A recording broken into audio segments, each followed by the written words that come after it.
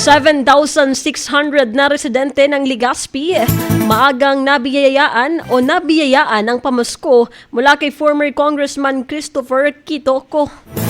Ang buong detalye ng balita nasa linya si Megapo Patrol number 12, ang aming station manager Stella Duran. Bicol Network News Report!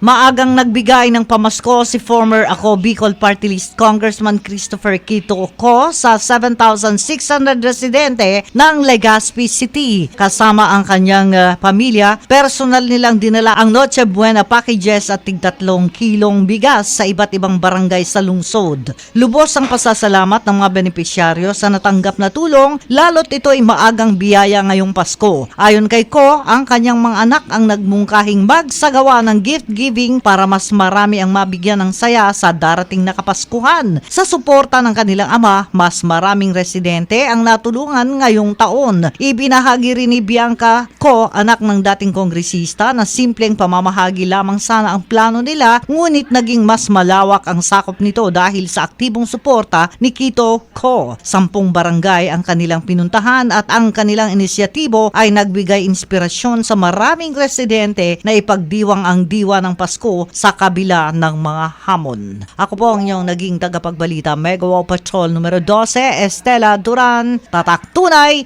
na serbisyo.